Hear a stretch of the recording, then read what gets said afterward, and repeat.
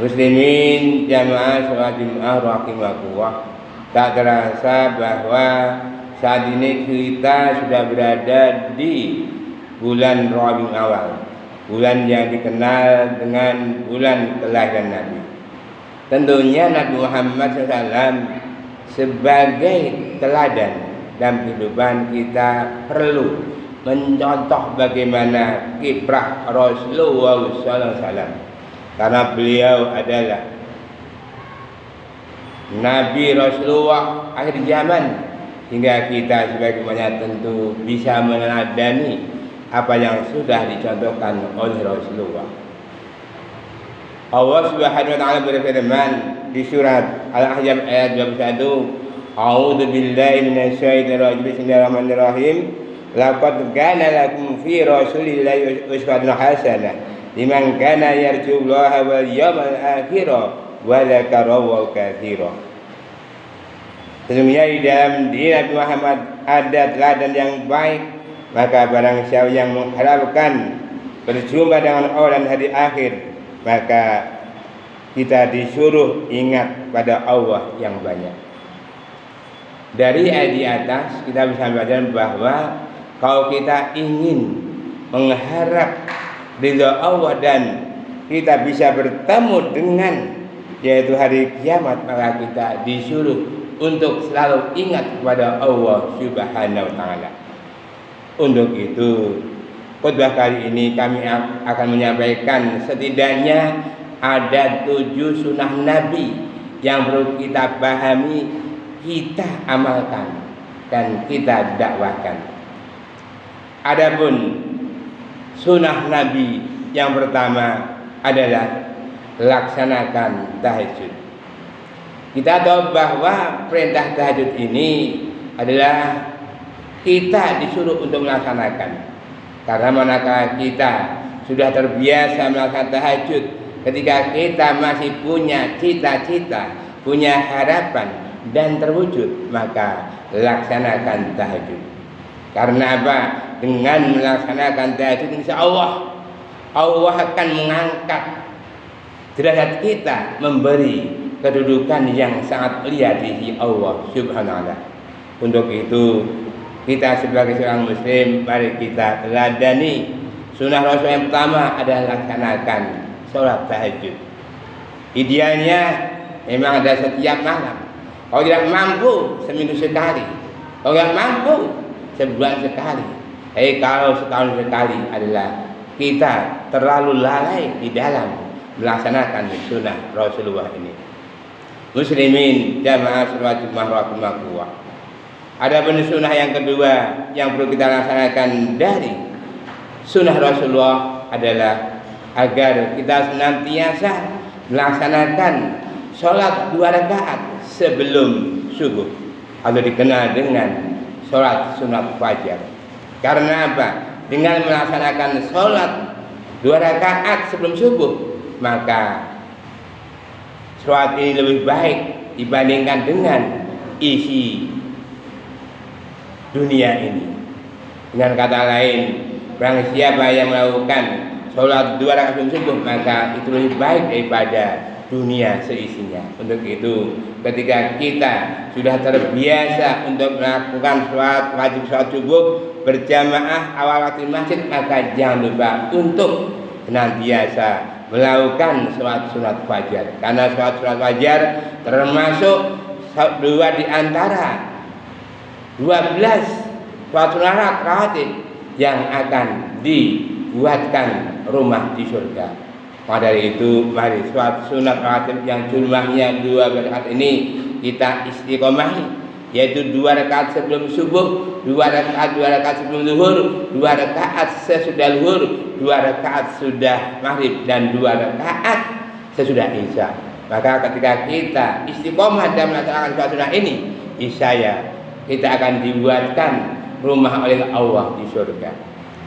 Muslimin jamaah sholat Jumat rahimakumullah. Adapun sunnah yang ketiga dari Rasulullah yang perlu kita laksanakan adalah sehabis subuh kita disuruh untuk membaca Al-Quran. Kita tahu bahwa Al-Quran sebagai pedoman umat Islam, Al-Quran sebagai petunjuk bagi manusia, maka kewajiban kita sebagai orang yang beriman dengan Al-Quran adalah mengimani, membaca, memahami, mengamalkan, mendakwahkan, dan menghafalkan. Untuk itu berbahagialah bagi kita yang sudah bisa berakrab ria dengan Al-Quran. Karena apa? Ketika Al-Quran nanti dibaca, maka Al-Quran besok di hari kiamat akan memberikan syafaat kepada orang-orang yang membacanya. Untuk itu agar kita tidak malas, kita perlu target agar kita bisa khatam. Karena hukumnya adalah makruh ketika diberi waktu 40 hari kita belum khatam. Berbahagia bagi mereka yang sudah bisa membaca, dan bagi yang belum membaca masih ada kesempatan untuk bisa belajar membaca Al-Quran. Karena apa? Ternyata orang yang terbaik di antara kita bukan orang yang punya pangkat, jabatan, kekuasaan, kekayaan, tetapi orang yang terbaik di antara kita adalah orang yang mau membaca Al-Quran dan mau mengajarkan. Hadukuman Al-Quran wa'alama. Sebaik-baik kamu adalah orang yang mau belajar membaca Al-Quran dan mau mengajarkan. Untuk itu tiada hari tanpa membaca Al-Quran. Muslimin jamaah sholat Jumat rahimakumullah. Adapun yang keempat dari sunnah Nabi yang perlu kita laksanakan adalah agar kita senantiasa untuk melakukan sholat duha. Karena apa? Sholat duha adalah sholat 2 rakaat sebagai pengganti sedekah terhadap ruas tubuh kita yang jumlahnya 360 ruas ini. Jika manakala kita sudah terbiasa melakukan sholat duha 2 rakaat, maka terbiasalah kita sedekah terhadap 360 ruas ini.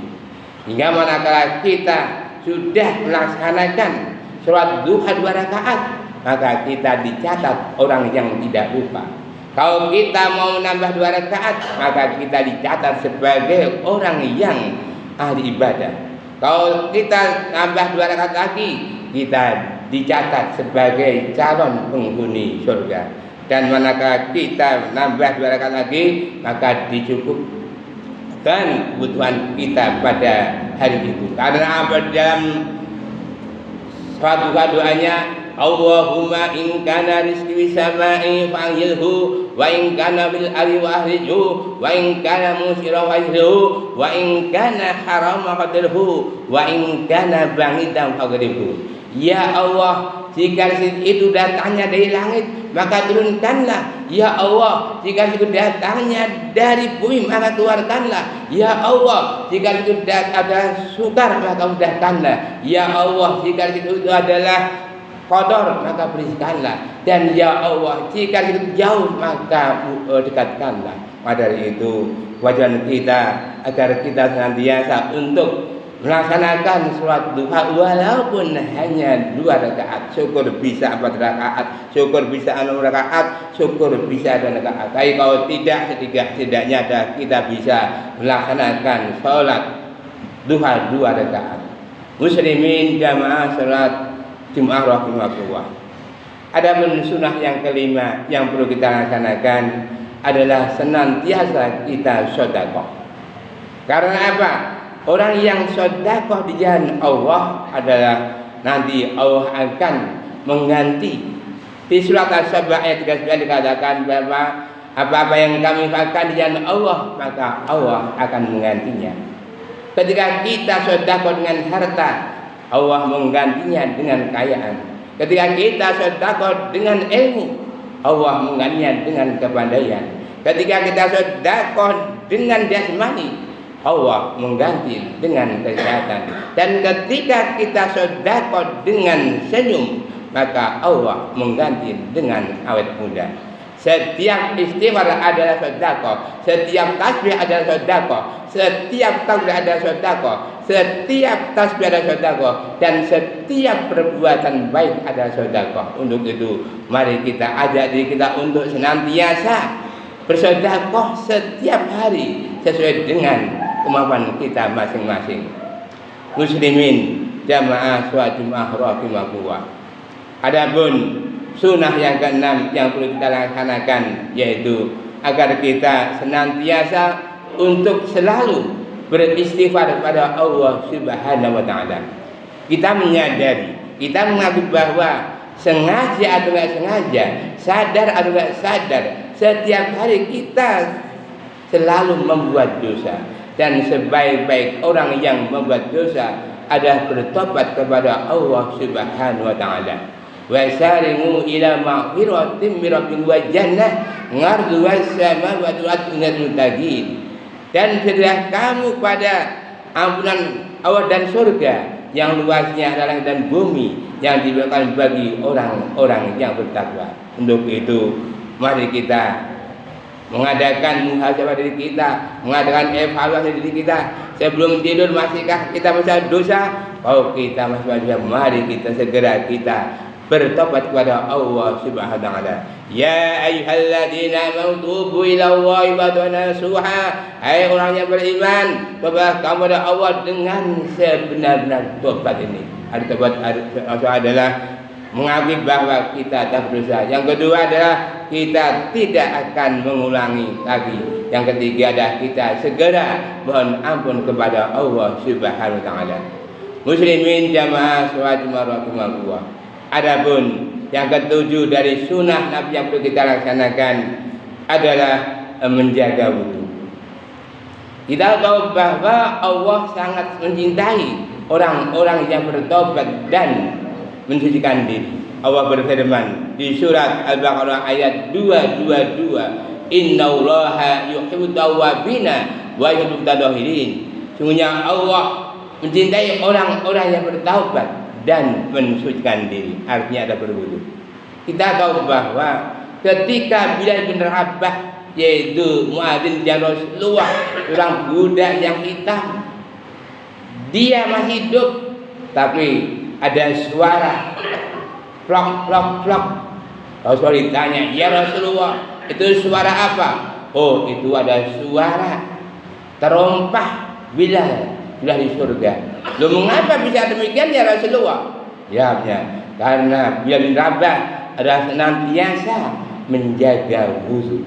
Untuk itu, agar kita benar-benar bisa menjaga wudu, kata kuncinya adalah ketika kita ke kamar mandi, ke kamar kecil, apakah BAK atau mandi, maka kita langsung wudu. Dengan demikian manakala kita main batal, langsung segera wudu. Karena dengan wudu insya Allah sangat cinta kepada orang-orang yang bertaubat dan membersihkan diri. Maka itu mari kita jaga wudu kita sehingga kita termasuk orang-orang yang dicintai oleh Allah Subhanahu wa taala.